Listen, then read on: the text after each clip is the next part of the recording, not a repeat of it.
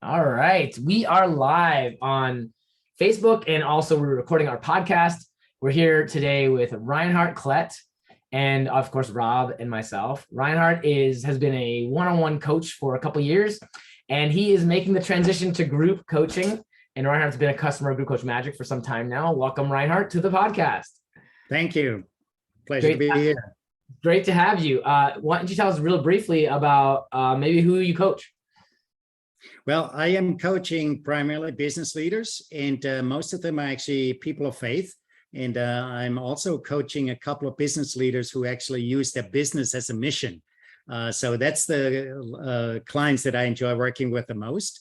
But I also like to help pretty much a broad range of people, different ages, different, male and female. The main thing that I'm always looking for, that I'm enjoying, is when people are growth minded, when they really have a desire to grow personally. That's always the most fun client to work with. Yeah, love that. That's awesome. And thanks for being with us again today as we talk about our podcast. What's been the reason that you wanted to transition to group? Well, there's a couple of reasons. First of all, you can reach a lot more people when you do group coaching. And there are some people who are just maybe a little bit more shy, and they are more reluctant to give you answers when you coach them. But when they're in a group coaching session and you coach somebody else, you put somebody else on a hot seat, they learn a lot from other people. And they may make breakthroughs that they would not necessarily make in a one-on-one coaching. That's one thing. So it's certain people learn more from group coaching than a one-on-one.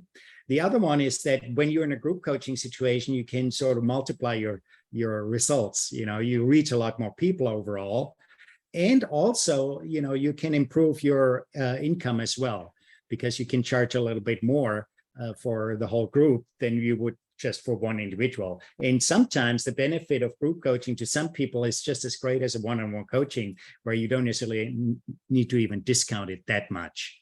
And one other thing too is, I just am talking with people that of a particular organization that are interested in getting the executives coached.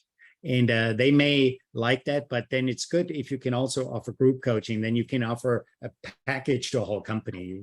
Then you can do one-on-one coaching with executives and group coaching for the employees. So there's just a lot more opportunities and a lot more ways to reach people and to grow your business, for that matter. I love everything you just said. All true. Well, I heard a couple of new things in there that I didn't think of either. So yeah, I love that. So what I want to talk about today with you, Reinhard, and Rob and me, is the differences between both the differences between coaching and in one-on-one versus group. Like, what is the main difference? We'll talk about that in just a moment. And also, not only the differences, but like, how do we think about the mindset of group coaching differently, and what does that take? Right. So I'm just going to open it up to, Rob and Reinhard. Why don't you guys try to answer that question? What's the difference between one-on-one and group? Is there a difference? Mm-hmm. Okay, Rob, you go ahead. Yeah, there's actually a dramatic difference, but it's an add-on skill. One of the things that just came to mind is if you want to use an analogy that kind of makes it really clear. When you're group coaching, you are both the travel agent and the tour guide. And I'll explain a little bit what I mean by saying travel agent and tour guide. But coaching, when you're first learning to coach, it's all about the quality of the questions you ask. It's all about the level of attention you're giving. It's about your ability to challenge the person. It's your ability to ask good follow-up questions. So there's a certain set of skills that are necessary in both one-on-one coaching and group coaching. And those are the baseline skills. So in order to be a good group coach, you have to be a good coach to start with. That said, just as Reinhard pointed out, to be a really great group coach, it's actually less emotional bandwidth than it is being a one-on-one coach. It's actually slightly easier, which is mind-blowing to people when they're starting out coaching, they're like, no, I'm just going to get really good at one-on-one, and then I'm going to shift from one-on-one to group coaching. But actually, group coaching is a great place to start, not just for all the reasons Reinhard said, but it's actually emotionally easier to learn how to do that. But to answer your question specifically, what's the one skill that you have to add in group coaching? And that's the ability to guide the conversation and in the group setting, or the process of facilitation. It's probably best known as facilitating the conversation. So you have to add that skill onto the coaching skill in order to be really effective in groups. You didn't tell us about the travel agent and tour guide thing. What about the travel agent and tour guide? Yeah, I'll go into it a little bit more. I wanted to have a logical pause there. What I mean by that is the travel agent they know the best places to go, the best tools, the best ways to get around, the best resources to use. So they have at their fingertips a huge arsenal of tools that they can pull out of their tool belt in order to get the best experience for the client. But the other thing that they're doing is they're walking through their mind, what is this person going to experience? So I imagine, I've never been a travel agent, but I certainly know this is true in group coaching. What you're doing is you're actually designing a session with what will the experience for the participants be as they're going through that experience. And so that's where the analogy of the tour guide or the travel agent comes in, where you are really, really thinking about how can I create the most awesome experience for the client, given the tools that I have at my disposal, and make it awesome. And then the tour guide analogy, which is not only are you designing the process for them using your tools, but you're also going through the trip with them, and you're guiding them, and you're paying attention to. So you're planning the trip out, and then you're actually going on the trip with them, and you're noticing, because when real world hits, right, you can have all these great plans when you're planning an awesome trip, and the flight's going to be delayed, and the car rental's not going to have the car ready, and right, there's all these things that happen. So when you start getting into the real world, now the travel agent is actually playing tour guide. They're going with the client, and they're saying, oh, now that this happened, now that this delay happened, here's what you do. And you're guiding them through that next process. Oh, the car rental didn't show up. No worries. We can take an Uber or a Lyft. There's all these plan Bs, but the person is constantly tracking what's going on in real time with the client and guiding the experience that way. So that's where the analogy comes from. I actually like that analogy because it brings something else here out for me. And that is, when you go on a tour, a lot of the fun of the tour, when you're a tourist, has to do with who are you going with? Who is in the group? That can make all the difference in the world. Even if things go wrong a little bit, but if you have fun with a group, you sit around and wait for a train or whatever, and there's a delay, but you have a fun group and you joke around and you enjoy each other's company, it's not nearly as big a deal. So I think that points out to the other sort of job of the tour guide, also to create a culture within the community that makes it fun to work together. You're actually creating a community. It's not just the coaching experience itself. It's just the experience of community. That's a big part of group coaching. Yeah, I love this, Reinhard. That's really, really insightful.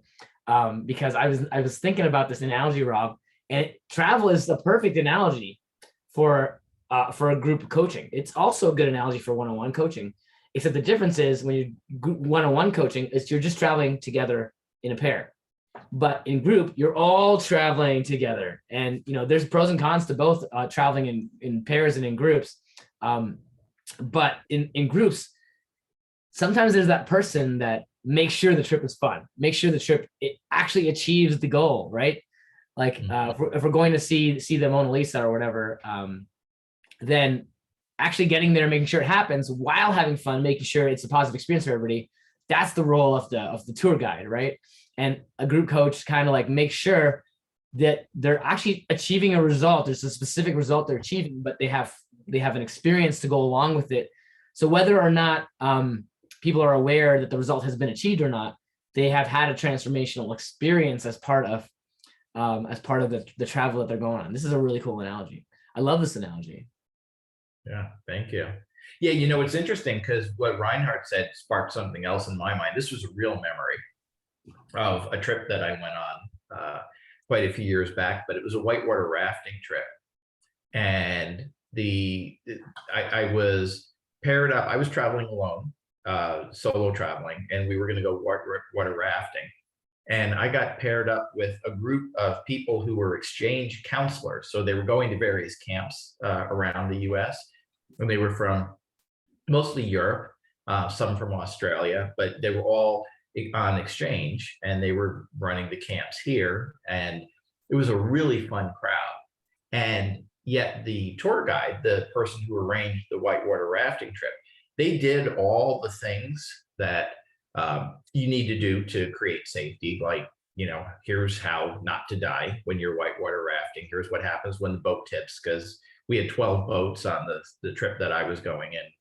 All but 3 dumped over, and mine luckily was one of the 3 that didn't dump over. But so they gave us all the basics, here's how you get in, here's how you put the life vest on, all the stuff. But the thing that really created the experience was exactly what Reinhardt said. It was the communal experience of us working together as a team, figuring out how to navigate, literally navigate a river in that particular case. And to not die, and to have fun, and to enjoy each other. And at the end of that experience, I felt closer to that group of people who I just met that morning than I felt to a lot of people that I'd known for years, that I hadn't gone through a similarly fun, energizing, and also simultaneously life-threatening, in that particular case, exercise. But it was the group experience. Like, the thing that made the trip was the relationships and the bonds, and the people that I was with made it far better. So I can just imagine myself solo, like kayaking down the same river. Not as fun.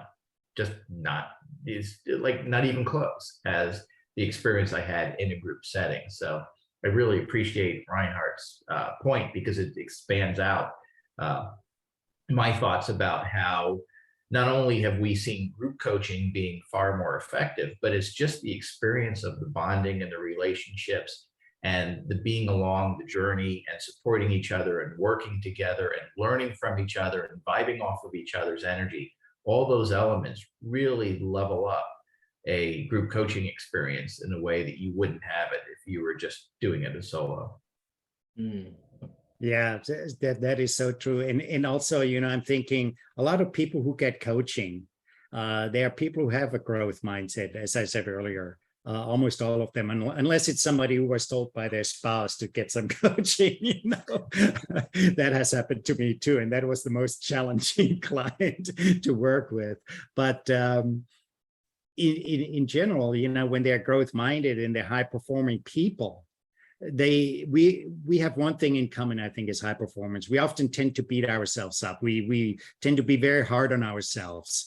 And when we're in a group of people and we're sharing each other's struggles, that usually makes people realize, okay, I'm not alone. This is not unique for me. Other people are struggling with the same things, and they can help me to find ways on navigate those difficulties that I may have.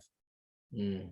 Yeah, everyone struggles, right? And sometimes a group is the place where you need to hear about other struggles from other people, others' struggles that they're having. They're similar to your own. And that can really bond the group and make it more valuable and allow people to open up more and build those connections. And actually, it reminds me, Rob, of something you said on the river. It's like a really great group experience is when everyone is in flow together. Mm-hmm. River's flowing. Like when you're whitewater rafting, every single person on that raft is in flow the entire time. Otherwise, like you're not paying attention, you might hit your head or on the rock or capsize the boat. Everybody has a role to play, and they're all in it together, and they're all working together, and they're all in flow. So if that's the kind of experience you can create where it's just flowing and everybody's in flow, everybody feels that, and it levels up the whole group, and the experience is that much better. So I like the river analogy, the travel and the river analogy, and not only do you plan the trip, you go on the trip with everybody because you're also participating with them. You help them navigate the river, being in total flow all together while being open about your own struggles in the journey to help other people get more out of the experience. It's interesting. And as you're mentioning flow, it reminds me also a good tour guide on a whitewater raft. He will tell people, go here, focus here, paddle towards this, look in this direction. He will not tell you, avoid that rock, avoid that tree, or whatever, you know. So the general move is always in flow and in a positive direction. I love that. Yeah, that's great. So now let's get a little practical here, right? Okay, so it's great to be a facilitator, learn facilitation. Let's talk about, and I'd love to hear Rob's perspective on this one. If we were to put together a overview of what is facilitation, how would you define facilitation? I'd also like to hear from Reinhard on this too. How would you define facilitation, and what are the elements of it? Maybe we can all just talk about that. Maybe Rob, kick us off, and we'll play off with that. Yeah, there's a couple of things that I could think of right away. One, it's funny because we've alluded to all of them already. One is to know the route. So you're basically, as you're facilitating, you're planning the entire session, and you're thinking through as you're planning out the entire session, what are the participants going to experience while they're going through this exercise? Are the instructions clear? Do they know where they're going? Just as Reinhard was saying, do they know the outcome of the session that we're in? Are they bought into it? You know, are they emotionally invested in the outcome? So it's planning out the experience really well. So that's one of the key skills. The other one is the ability to track and pay attention to what's going on at all times. And it's observing what's happening in real time and saying, oh gosh, we need to adjust. You know, there's a rock coming up, you know, in that case, or in the case of group coaching, you're noticing things such as one person doesn't have their video on. They may or may not be paying attention. One person's driving. So you have to take into account the instructions you're giving them as they're driving. You know, like you don't want to say, close your eyes and meditate. You know, important safety tip. Is somebody leaning out, leaning in? Is one person dominating the conversation? Is one person hanging back and not saying anything? So you're tracking constantly.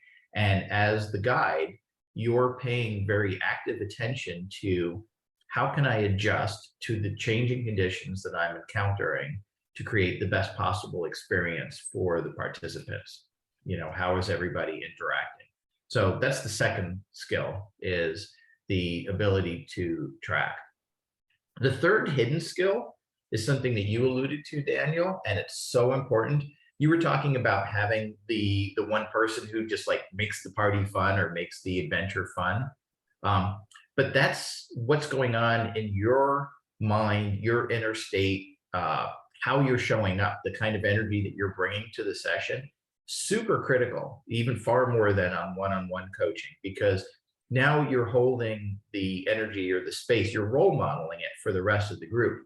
And as soon as you've role modeled it, it catches, you know, and I'm sure you've seen this even in parties, like the one fun person shows up and then everybody's like, oh, I suddenly feel like I'm having more fun. And now everybody gets a little louder and a little more energized. It's the same way in sessions, that if you bring the level of energy up, if you bring the level of acceptance up, if you bring the level of curiosity, presence, whatever you want to role model in the group session, you have to be that. You have to demonstrate it for people. And you really have to think about what's going on in your head. That was one of the hidden things that really shocked me, is no matter what, if something's going on in my head, if I'm stressed over something, if I'm like, I don't want to be on this call, this sucks, I'm going to get through it, I'm going to put on a smiley face, I'm going to pretend to be happy, doesn't work, because people pick up on what's actually going on in your energy. So that's the other element, is the ability to track your emotional state. And then I guess the fourth key element, because I was talking specifically about planning, but it's the tools and the instructions and the prompts that you're using through the facilitation.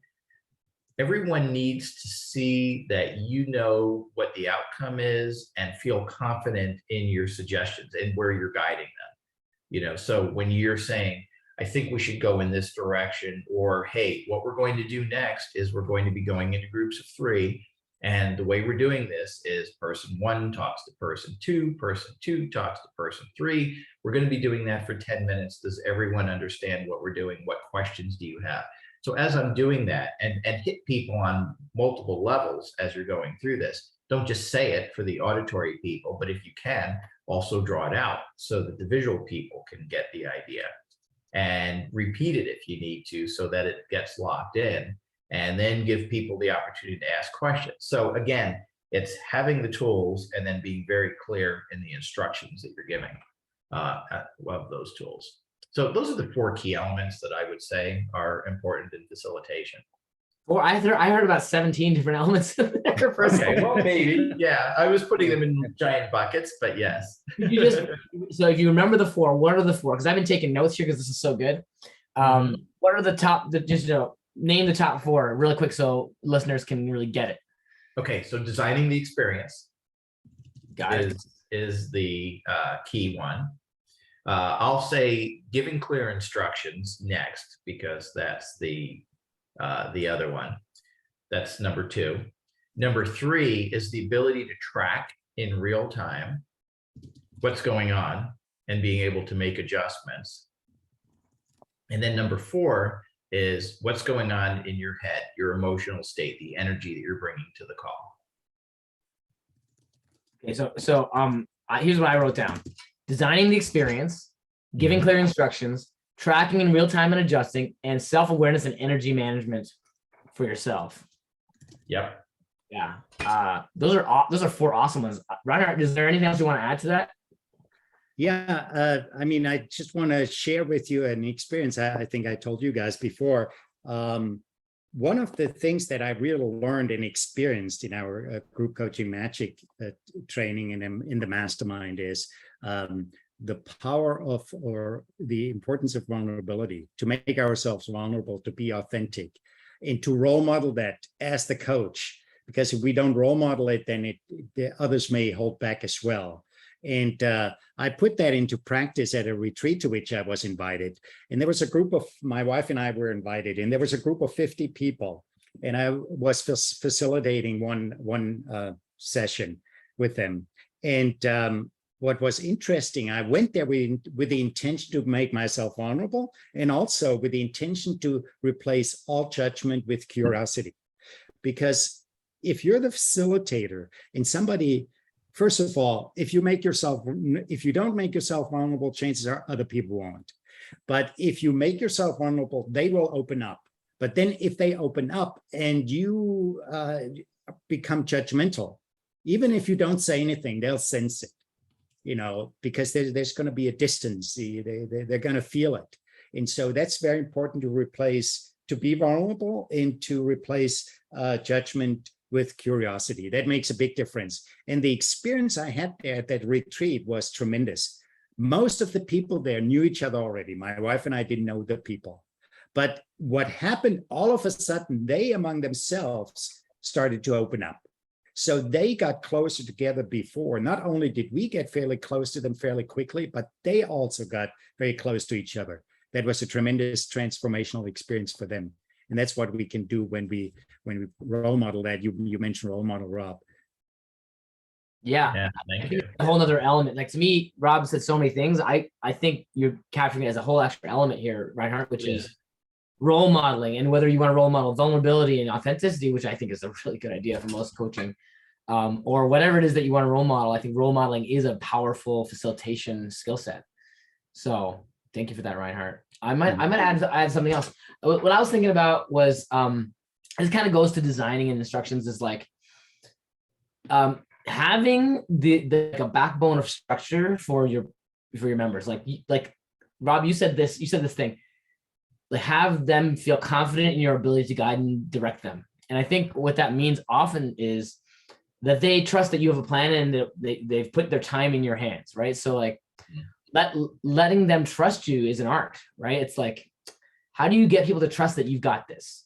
It's like if you're a performer on stage as a musician, I've been on stage so many times and I've performed my own concerts. Like every time somebody goes up there, you're like, oh, okay, I don't know if is this gonna be good? Am I gonna be cringing the whole time in awkwardness because the person doesn't know what they're doing, or can I trust them to get into flow themselves and perform and care about my experience? That's really the question that you're asking all the time as an audience member. It's like somebody gets up there and they start screwing up. You're like, oh, I feel so bad inside, because we empathize, right? We all have empathy. And so does the performer or does the leader or does the group coach have the empathy needed? And are they demonstrating that empathy for the members, and do the members feel that? So I'm gonna add the word empathy to one of the skills, but also given the way the empathy gets communicated is, I'm prepared, I have a structure, I have a plan, right? And write that down too, because sometimes, and the structure of the plan, that can go also in the opposite direction, right? Sometimes you have too much of a structure and a plan, and then you're not really being empathetic of the members, right? So like if you're really forcing them to do something that doesn't make sense just because it was in your plan, that you can take that too far. But having a structure and a plan is important. Having empathy is important. And then the other part of it I want to say is being open to emergence. Because what we've learned over hundreds of sessions of doing this in Group Coach Magic, and Reinhard, you've seen us go through this journey as well, which is sometimes we had this amazing plan that we're going to totally take people through this experience down the river, but they all wanted to go down the other river. So we had a choice. We said, we're going on the right path. And they were like, no, we want the left path. And it was fine to go to the left path. It wasn't like a dangerous path, but we were like, but our plan, and sometimes you get attached to your plan. So that's the other thing, is like, be open to the emergence. Sometimes the group, almost every time, the group is going to want to have some sort of say in the process. And if you do it really well, the group feels like they created the session with you. This is kind of like a lesson in leadership, really, if you think about it. It's like a good leader helps their followers feel like they did it and they created it alongside, right? People protect what they're creating. So if it's all you and your structure, that's not going to be as interesting or as fun or as engaging as if they participate. So when, for example, when I'm on stage, one thing I love to do is invite audience members up on stage, and then the whole audience is like, oh my God, what's going to happen to these people? Could that have been me? Am I next? And so on and so forth. And so basically, it's like, how can you involve people in the journey and crafting the journey? And even if you know the major turns on the journey, maybe you want to take a little shortcut with people because people want to go that way. And maybe you're like, you know what? I was the tour guide. I know all the stuff about this, but I was also the travel agent. I know there's 7 other ways to get to the end. And maybe the group really wants to go over the grass instead of the road. So let's allow that emergence to happen and be willing to be detached from my plan and be more attached to the member outcomes. That's like the openness to emergence that is important. And sometimes you can't always do what the audience wants, or you can't always do what the members want. That's okay too. But having that beautiful balance between structure and emergence, all led by empathy. That's what I think that the skills are for a group coach. And it's important in that situation also to create an atmosphere where people feel like, yes, they can provide the input, where you're not so trying to be so domineering to where you're very, strict, and this is the only way we're going to go. It reminds me of an event with a bunch of friends. We got together in France. We were doing this weekend thing. And one of the things that the tour guide or the person that organized the whole thing wanted to do is walk through the woods at night. That'd be so exciting. Midnight, you walk through the woods at dark. But there was a tremendous weather change. It got much, much colder, and it rained like cats and dogs, and was just started to look like a really bad idea.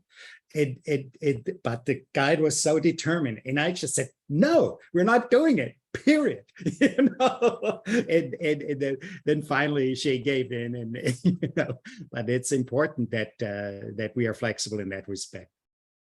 Yeah, Reinhard, I think what that is really about leadership.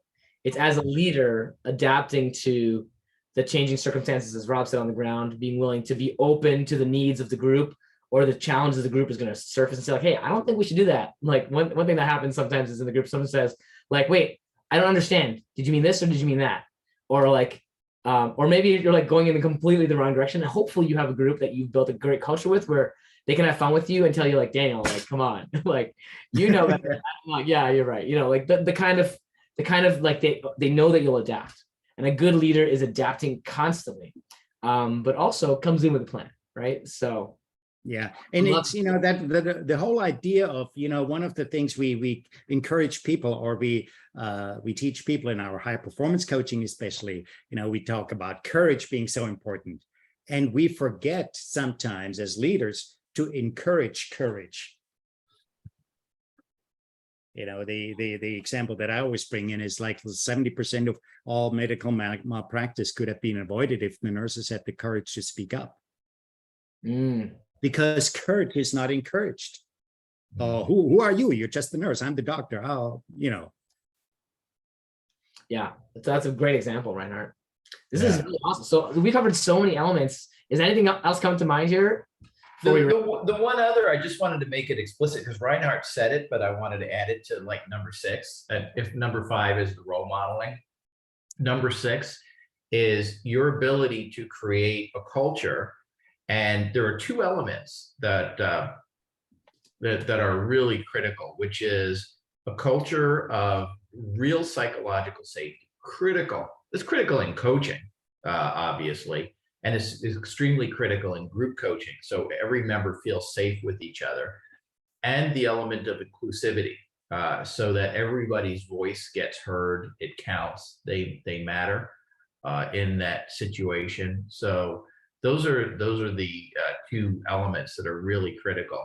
And then as you're sharing, Daniel, the other element of culture creation, which is super critical, is you're creating you have an outcome for your coaching already. So there's already a mission that the people signed up to be part of your group coaching program. They signed up to get that outcome, but you're holding it. So you're setting the overall direction and framework as the coach, but you're also letting the members co-create their mission together so that it becomes their mission, not your mission that they bought into. So that's another critical thing. And we've seen repeatedly in group sessions that when you have the element of a shared aspirational mission that everyone's bought into, and real safety, the people like each other, they love working together, that's where the real magic, that's where the real transformation occurs. Yeah, and as you get to know each other, you can build in this shared values and culture across the group that really are positive. And as Reinhardt alluded to, non-judgmental is pretty important, because you're not going to be able to encourage courage if everybody's judging each other and tearing each other down. Like, you know, like so many places in our society, creating a group where that's not the case can be very different for people. Where they feel like most people don't probably have a lot of places where they can go and not feel judged about their struggles, about their quote, you know, problems, issues, inadequacies, whatever we feel we have. Everywhere we go, we're being judged. So creating a group with the shared culture and values of non-judgment, that can be really valuable for people. And since a lot of our target audience is people who are leaders, and when they can experience this kind of a culture in the group coaching scenario, then they can also see, okay, it's possible to create this culture maybe in the organization that I'm leading. Yeah. And actually, I'm going to build on that, Reinhardt. It's everyone is a leader in some way in their life, whether you're a child or a parent or a friend or whatever role you're in, there's opportunities for leading and for influencing others around you. In fact, whether you know it or not, you're leading and influencing people all the time. And how intentional is it is sometimes the question. But in a group, you're having people think about how they could lead and influence better. Automatically, if you design the group well enough and you design the sessions well enough to have them be able to experience what leadership really means to encourage them. So if you are leading well, you're role modeling, you're influencing them, and they can take those subconscious learnings and become better role models and leaders for the people that they are influencing, right? If they're leading a group or an organization, you never know how that could impact the world around them. Yeah. And leadership that kind of leadership then doesn't even require a position or being in charge. You will be a leader just by who you are. Yeah, I love that. Yeah, that's awesome. So we've talked a lot about facilitation. Let's is there anything else we want to cover, Rob, or should we go around and talk about greatest insights from this conversation? Yeah, I think that was it, because we're in danger. So I would say let's go around and talk about our insights. We're in danger of one of the tenets that we have is give people the information, the experience in bite-sized enough chunks that your brain can process it. And we've said a lot in this. This might be one of those sessions you even want to watch back a couple of times to get all the nuances of some of the things that. I'll have to distill this. Yeah. All right, so let's take a minute, just a moment, and share. Each of us share the biggest insight that you had today, and maybe I'll kick it off. My biggest insight, I think, was when we were talking about creating a sense of flow for the whole group, and that whole analogy between like being the leader is being that person who makes sure the group has fun and gets the outcome. We talked about that in so many different ways, but it really kind of resonated with me today. Is like, is your whole group in flow? How could you get them all there, right? And when everybody's in flow, that is going to raise the whole group energy and synergy to the next level. So that was my insight, is about flow. All right, Rob, Reinhardt, go ahead, Reinhardt. My insight was just to that analogy with the tour guide and the travel agent. I think that really resonates with me, and I can really relate to that. And I think that's a good picture for people. And it just goes to show again how powerful it is to use these metaphors, these analogies, even in our group coaching. You know. Yeah, awesome, Rob. Yeah, I think that's a similar one for me, but just really thinking through the structure, what are the key elements to it. And it's amazing in group coaching. It's not that complicated. It's simple, but not easy, right? Like each element, if you start breaking down like any one of the 6 key elements that we talked about, we could do an entire session just on that one element of it.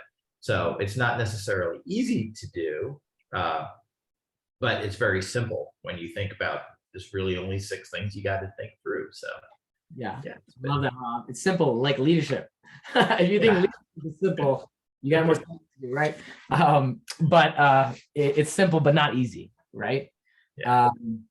So thank you, Reinhardt, for being our podcast guest today. It was really awesome having you on today. And Rob and me are really excited to have you be part of Group Coach Magic. For those of you watching, if you're watching this on Facebook Live right now and you want to go deeper in this, just type in interested or yes in the chat if you like anything, or type in the insight that you had just watching today, whatever resonated with you, just type that into the chat below.